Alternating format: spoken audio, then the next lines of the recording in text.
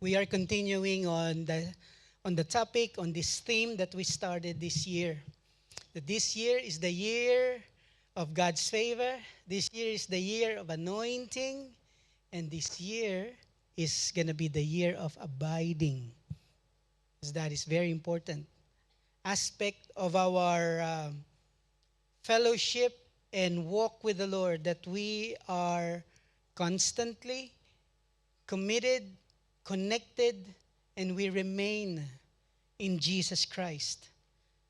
Our scripture today is the same scripture we did last Sunday, but I'm adding verses 1 to verse 3 to highlight something that we want I want us to study for and look into deeper in God's Word.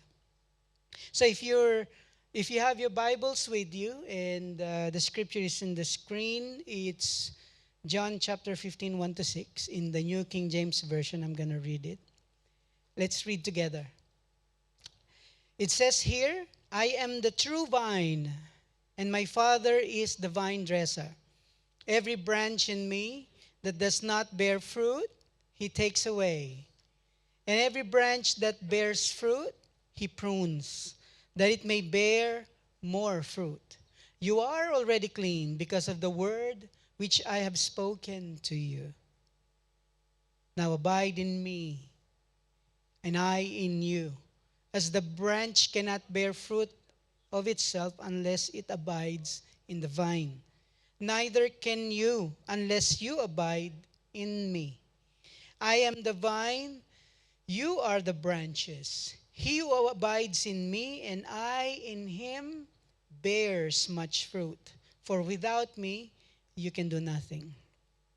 If anyone does not abide in me, he is cast out as a branch and is withered. And they gather them and throw them into the fire, and they are burned. Let's pray. Father, as we continue our study and the preaching and the teaching of your word, Father, we ask, Lord, for your Holy Spirit to teach us all things. That as we highlight some things, Lord God, that we want to go deeper, Lord, in our relationship with you as we abide in Jesus Christ. May the power of your Holy Spirit, Lord, touch every lives. Your anointing, Lord, come upon your people today. The anointing of your word, Lord God, that refreshes, that cleanses the mind, Lord God, that we continually renew our mind, Lord, by the power of your word. So we submit ourselves today, Lord, and we sanctify this moment, Lord God, set it apart as holy to Jesus Christ. This is holy to you, Lord, in Jesus' name. Amen. Amen. As we continue the preaching and the teaching on this year's theme, Abiding in Christ, we will expound more on what it means to abide in Christ. I have initially shared last Sunday that abiding in Christ means staying committed in a loving relationship with Jesus. It means, as Jesus said it, you abide in me and I abide in you. So that's why the title of the message today is You in Me, Jesus said, and I in you. So it means that there is actually a spiritual union that happens between God and the person who joined himself to Jesus Christ. There is that spiritual union. You can find that in 1 Corinthians 6:17. It says there that he who is joined to the Lord, to Jesus, is what? Is one spirit with him. How does that happen? I don't know. It's a spiritual ministry. But it is part of that born again experience when we come to the Lord and recognize what He's done on the cross. And we make that decision to make Jesus Christ as our Lord, our God, and our Savior. and Jesus Christ placed His Spirit upon inside of you, then there happens to be a union, a spiritual union between God and that person. That special union with God is what actually Jesus prayed for in John 17. Do you know that? If you read the whole prayer of Jesus Christ, and that last part I'd like to highlight for you, and this is the prayer of Jesus for God to fulfill in His church, not only in the lives of the disciples, that Jesus said that they may be one, that they may be together, united as one church, and that they, let me read it for you in verse 20. It says there in John 17:20 to 21, I pray also for those who will believe in me through this message. That's us, you and me. That's our time. Not only in the time of, when Jesus spoke of this to the disciples. And He said that all of them may be one, united together. And He said, Father, just as you are in me and I am in you, may they also be in us. Do you notice? I know it's hard to comprehend, but it is the spiritual reality for those who have joined themselves in Christ, that we are united in God, united one another as a church, and the church, it's like God in us and us in God. I don't know if I can wrap my mind around it. It's profound. And this is why we are called to abide in Christ, which is the only condition that we are required to do by Jesus in order that Jesus abides in us, that He in us. We have to be first abide in Him. For His words to abide in us, Jesus said in John 15, for His love to abide in us, for His joy to abide in us and to be made complete in us, we have to continually abide. Without abiding in Jesus, there is no true surrender, I reckon. And so, if there is no surrender, there is no real salvation. I reckon there's no real salvation. Because that's the fruit. That's the, we're not striving for merit, to merit salvation. We're not doing this to gain salvation. We're doing this, we're abiding in Christ because we are already saved. So on the premise that we are a branch, right? We are branches. And that as branches, we are abiding in Christ. On that premise, connected, attached to Jesus, who is the vine. God's will and plan in our lives as the gardener is to help us bear fruit, to make us bear fruit, and have this fruit in abundance. That's why it is spoken there that we bear much fruit. So it means that God is committed to your fruitfulness. If you abide in Him, God is committed to make you fruitful.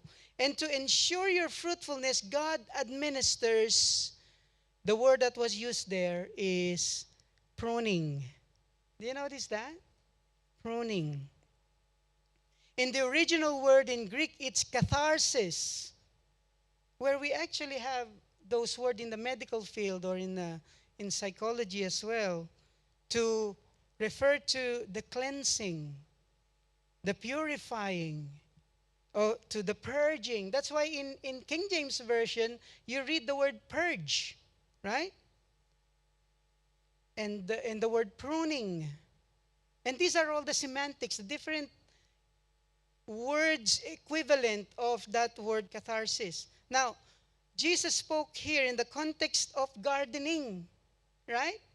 He said, I'm the vine, you are the branches, my Father is the gardener. So when you put that in context, then you know which word to apply. You don't apply purge or purify in gardening because it talks about fire, right? Although there's another time for that. There's another context for that. Uh, and some of the translation says cleanse, and it's not bad. I mean, it's not bad at all. But it's not very accurate because cleansing is like water. It pertains to water cleansing, and that's why I thought the best the best way to understand this is pruning. That's the right word translation in English, not cleanse, not purge, not purify. So let me just say this to you, church. What I gave you as an example is to how properly translate the Bible when you read it, to interpret the Bible, because it is a very important practice, especially for Bible teachers and exhorters, that when we read the Bible, we try to read it from the original, and then get the semantics and try to get the context so that we can match the right word for the meaning. But that way we get the correct interpretation. Because in reality, there are no inspired translation of the Bible. King James is not more inspired than the New King James or NIV. So don't hang on to just one translation of the Bible. Look at the many translations and find the one that is actually word suitable. You know what I mean? Not suitable to your own beliefs or bias, but suitable to the context. Because there is only an inspired word of God, not the translation. And it is profitable for rebuking, for teaching, for training in righteousness. Now, what I would like to share to you now is the levels of God's work of pruning in our lives. And we can also call this as sanctification process, where God is setting you apart to be a holy nation, a holy people of God, set apart from the world. So this is a process. And there are two levels that we can see here. Number one, from zero fruit to having fruit. We can see that in verses 1 to 2. Can we go there in verses 1 to 2? I am the true vine, my Father is the vine dresser. Every branch in me, he says there, that does not bear fruit, he takes away. Now, the word takes away is not bad, but it's not very accurate. Let me share to you why. Because here, I want us first to notice that Jesus only applies the word catharsis, or the pruning, the cleansing, the purging, to every branch that are connected to him, those that are abiding in him, right? That's why it says there in verse 2, every branch in me.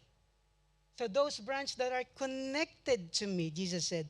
So because there is no point of pruning to any branch that is not disconnected, right?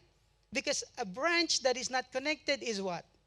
A dead branch, right? It's obvious. Now, this is important to note, church, as we study the scripture together, because here is a clear distinction in verse 2 where Jesus applies sanctification, a work of salvation to set apart the people for God, those who are abiding in him, those who are already connected to him. Even though at first, there can be sometimes no fruit to be seen at first, or at moments in your life. Like the fig tree, or some other tree, they yield fruits in season. But there are seasons that there's no fruit, like mango tree. All the mangoes in Wedgefield are all stripped up by the Filipinos. Because we love mangoes. We take them while they are still young. We love them sour. Anyway, sorry for the digress there. Um, because here, God is committed to our fruitfulness in him. And even though at the stage of our life we may not see fruits, right? God is still committed to our fruitfulness. I think there's a car that's alarming there. Now, the two keywords here are important, church, if I may share to you, that we need to take note. In verse 2, first is the word in me. And then the next word is the word take away. But we're going to go deeper to the Greek word, what it actually meant, so that we understand the verse correctly and not be misled by other translations. So, because in other translations like the NLT, NIV, CEV, they said that the branch in me that does not bear fruit is cut off. Do you see that? And that's very important to notice because they are interpreting the scripture according to their bias, their theology, not according to the word, the original word. It says there, if you're not bearing fruit, Jesus will cut you off. No. And that is not what the scripture is saying. Let's look at it. The word in me and emoi clearly indicates that this branch does not yet bear fruit. It is not yet bearing fruit, but it is connected. It is in me, Jesus Christ. It is abiding in the vine. So this branch cannot be taken out or cut off or taken away from the vine. Now, to make this clearer, the word in the original translation is vital to understanding the verse. Our New King James Version says, every branch in me that does not bear fruit, he takes away. Now, it's not clear whether is it cut off or what does the gardener do. It's quite close, but it's not quite accurate. So the original word in Greek is airo, which means to lift up. Lift up. Otherwise, if it's cut off, it will say ekopto. But it's not. And it is not cast off. If you read verse 6, there's a clear distinction which has an opposite effect. In verse 6, it says there, if anyone, those branch that does not abide in me, it's not connected, is cast out, cast off, cut off. And what happens? They wither. They are gathered to be thrown into the fire and they are burned. This is important, church, and I'm going to share to you a little bit later why. And I'm going to hit a little bit, maybe some of the nerves of, if you were brought up from a legalistic religion, a legalistic form of religion, you might be, you might be challenged by this word. But, nevertheless, I'd like to share and let the power of God's word set you free. So, the direct opposite of lift up, to be cleansed, to be pruned in verse 2. Here in verse 6, this branch is described as someone who does not abide in the vine. Very clear. As what God does, to this branch is a clear implication of what might happen to Judas, one of the 12 disciples who did not abide in Jesus. What happened to him? He is cast out as a dead branch. This is one of the strongest verses in the Bible because the word cast off, cast out, here in this particular scripture, it's used, the word used here was ekbalo. You know what the word ekbalo is? It normally used in rendering judgment to demons, which were cast out. This is why we have to make a careful translation in order to make a proper understanding of the word. Sad to say that some would interpret the Bible according to their bias and preconditioned theology instead of letting it speak for itself. And this is what I'm trying to share to you today, church. What does it mean and why is it important to understand? It means that if you are not bearing fruit, but you are abiding in Jesus, God will not condemn you. God will not cut you off or cast you out from the vine, who is Jesus Christ. That is a lie from the pit of hell. I have, when I'm saying this, I have so much indignation to these lies of the devil that tortured lots of mind and keeping people away from the great and wonderful things that the Father has in store for them. Because I have been there. I was in a previous, I used to be in a religious, I'm not going to speak about any other religion, but I used to be in a very legalistic religion. And it's all about fear. And Jesus Christ said that, you know, perfect love, what? Cast out fear. For there is no fear in perfect love, in the love of God. There is no fear. So listen to these words of Jesus Christ, church. And he has the power to dispel and destroy the lies that plagues the mind of many people about self-condemnation, self-affliction. And Jesus said here in John 15, I will lift you up. That's what he said. If you're not bearing fruit at this season, I will lift you up. I'm not going to cut you off. That's very clear in Scripture. I will cleanse your life. I will help you. You will bear fruits for my glory. You may not see it today, but you will, because that is commitment from our Father God. So when the devil tells you, church, that you are a dirty, rotten sinner, not worthy of God's love, that you are far too gone, I break that power of those word curses off of your mind right now by the authority of the words of Jesus Christ.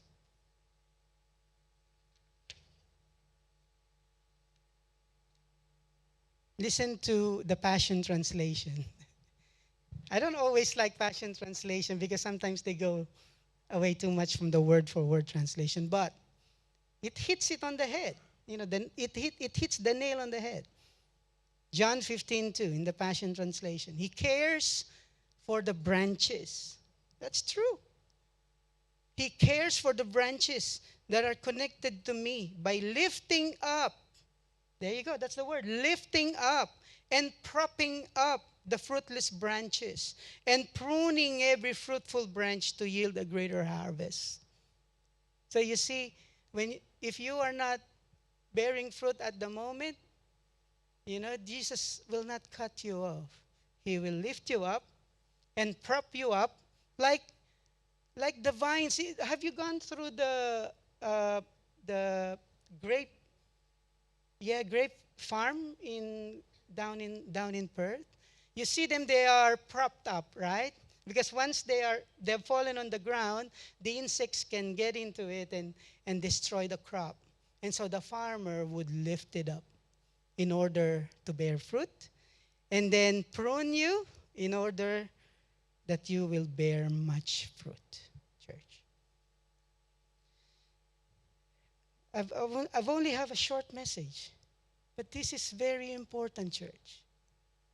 I don't know if you've been through a situation in your life where you have started to condemn yourself and speak those negative words against you because you have probably misinterpreted the situation of your life, and the troubled situation have made you interpret God's love for you in a wrong way. And that's the word of the enemy. That's the voice of the enemy. Church, you are not dirty, rotten. You are not wretched. You are not unworthy. You are not rejected. You are loved, dearly loved, highly favored, and forever blessed in Jesus Christ. Now, the next verse is from verse 2-3. From having fruit to bearing much fruit. That's the plan. That's the commitment of our Father God. He says there, in every branch that bears fruit, He prunes, that it may bear more fruit. And look at verse 3. You are already clean. The same word, catharsis. You are already I don't know what would be the best, word to use there. Cleanse, pruned, because of the word which I have spoken to you. What cleanses? The word. The water of the word of the Lord. It cleanses the mind, cleanses the heart of the dirt and the lies that the enemy keeps on injecting in us. I love what verse 2 to 3 says, that the Father is the gardener here. And, and as the gardener, he prunes the vine in order to ensure fruitfulness. Now, there are two reasons for why God have to prune us or cleanse us. And it's cut and clean. It's to cut and to cleanse. It's not cutting the whole branch. It's cutting a little bit of the leaves so that you will bear more fruit. And I found it true because my guava tree on at the front of the house, it's been growing, and I wonder, a few months ago, why I'm not seeing fruits. I only saw one fruit. And then we picked it up, and Rex and I halved it, so that we can share it's so good, it's so sweet, it's nice. But we want more. So what I've learned is the pruning. So all the sprouts, all the new sprouts, I cut off. I cut those new sprouts, and it looks like dead for a little while because you see the ends are cut off, and it's drying up. But once it started to dry, you see other sprouts coming up on the side, and straight away you see it starts to bear lots of flowers, and then from the flowers it bears so much fruit. You can check it out. It's got a lot of guava already there. I don't think it's ready for harvest, but hey, we'll share it to you once it's ready. So church, that's what the Father does.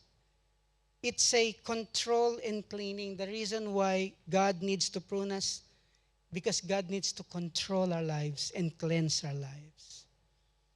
He doesn't do that as a cosmic dictator. He does that with all loving kindness. The vine dresser, the gardener, would regularly cut and clean the overgrown vines in order to focus the energy and the flow of the nutrients of the vine where it is needed to ensure a quality harvest of the grapes. That is what exactly the Father God is doing in our lives, church, in order to make us bear fruits of Christ-likeness and holiness and righteousness. I do understand, though, that the struggles that we have in sin, and how our old nature, the flesh, would like to take control sometimes. And sometimes even demons want to attach themselves in those areas of sin to feed on the pleasure of the flesh. But I know that God has promised to not let you go when you are struggling in sin. He promised to prune you. He does not condemn you. He prunes you. It can be painful, though, church. But the Father God will cut you to control your passions. He will cut you to clean your heart's desires. He will have to do this because He loves you that much, to let you go and destroy and be destroyed by your own, fleshly desires. Your fleshly struggles, to be honest, is the least of my worry for you. Because I know that as long as you are abiding in Jesus Christ, you will struggle to sin, which means that you are no longer comfortable with sin. You remember, I do remember back in the days when I wasn't surrendered fully to Christ and abiding in Christ, sin is normal to me. That's life for me.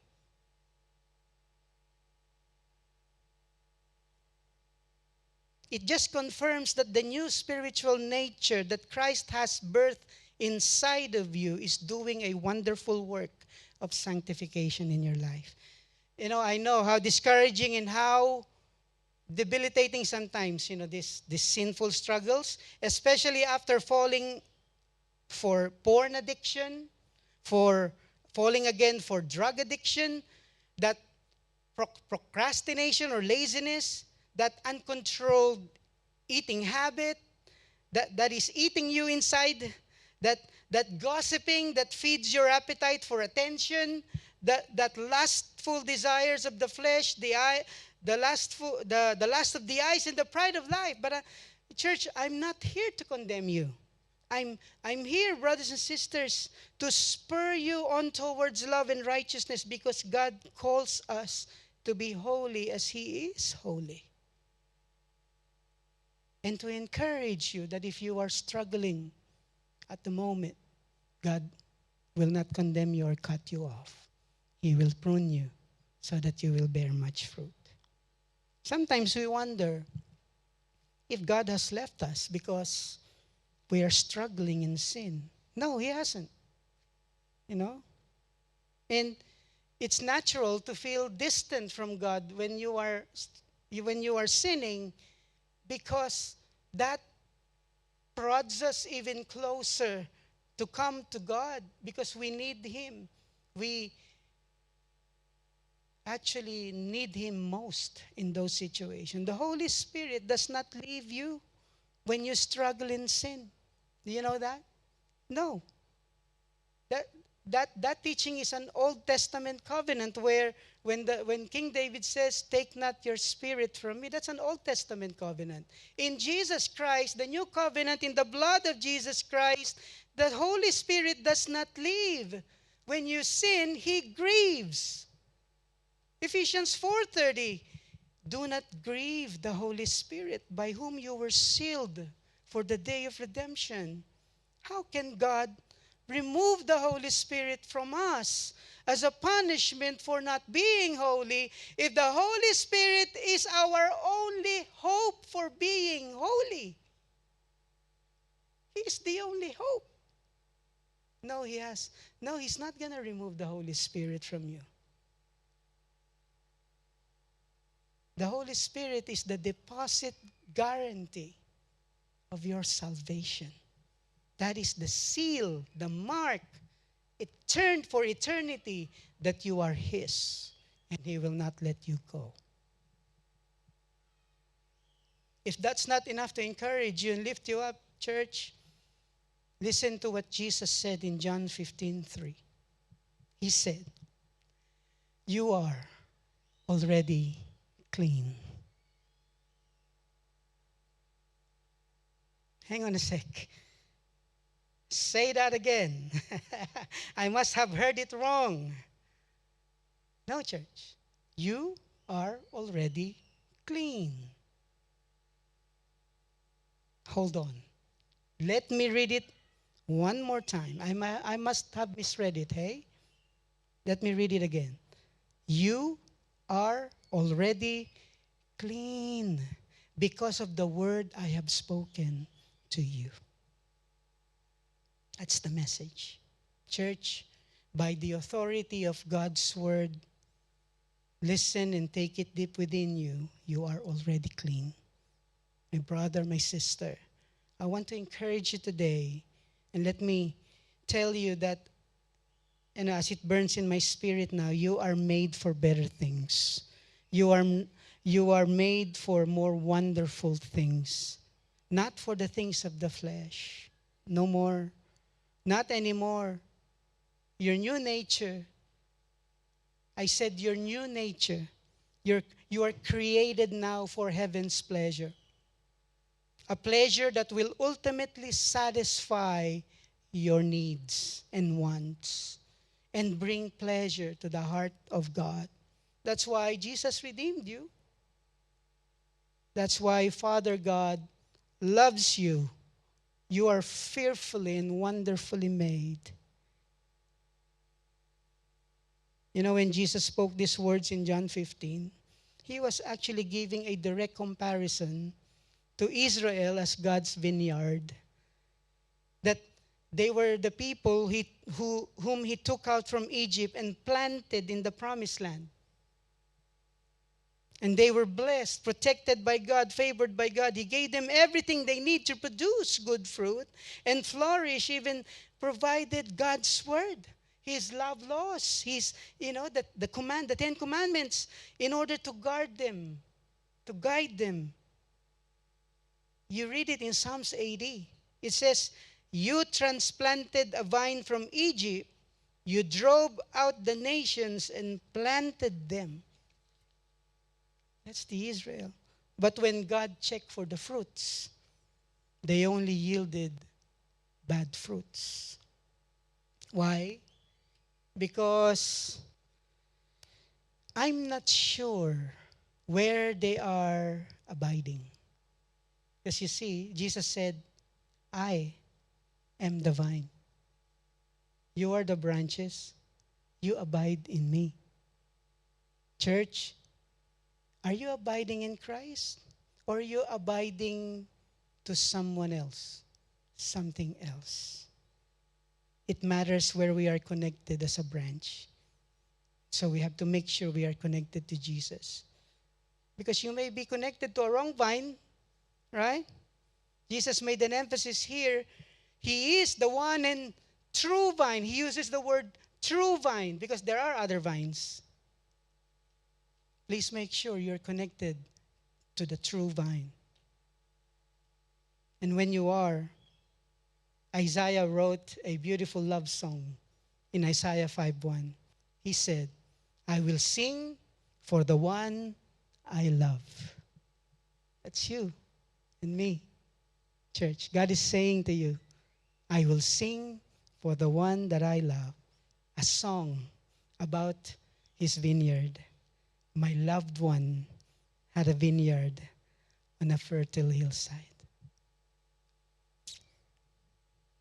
I'm closing now.